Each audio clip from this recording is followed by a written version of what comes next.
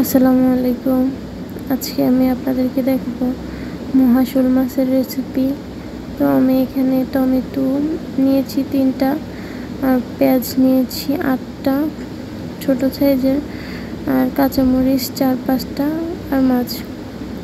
আর মাছগুলো ভেজে নিয়েছি হলুদ লবণ দিয়ে মেখে। যেহেতু তেলের ছিটে পড়ে তাই জন্য আমি ঢাকনা দিয়ে ঢেকে ভেজে নিয়েছি। এবার দিয়ে দিব পেঁয়াজ, পরিমাণ মতো তেল দিয়ে ভালো করে পেঁয়াজগুলো ভেজে দিয়ে দিব মশলা, 1 চামচ রসুন বাটা, লবণ দিয়ে ভালো করে নেড়ে নেব। দিয়ে দিব হলুদ 1 চামচ, মরিচ গুঁড়ো 1 চামচ দিয়ে ভালো করে নেড়ে নেব।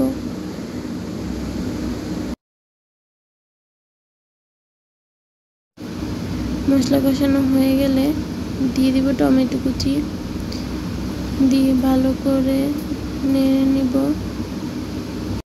মশলাটা কষানো হয়ে মাছগুলো দিয়ে দিব আর কি। আর হ্যাঁ, আমার চ্যানেলটাকে সবাই সাবস্ক্রাইব করে পাশে থাকবেন নতুন নতুন রেসিপি পাওয়ার জন্য। এবার এক এক করে মাছগুলো সব দিয়ে দিব। মাছগুলো দেওয়া হয়ে গেলে এবার দিয়ে দেবো পরিমাণ মতো পানি।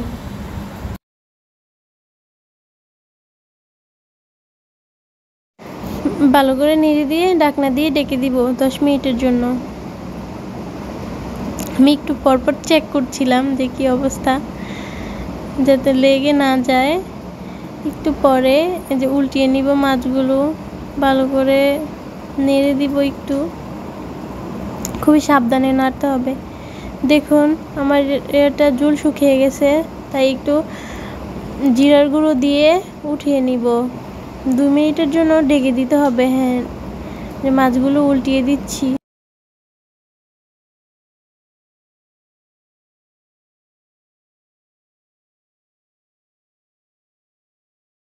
দেখুন কি সুন্দর হয়েছে মাছের কালারটা।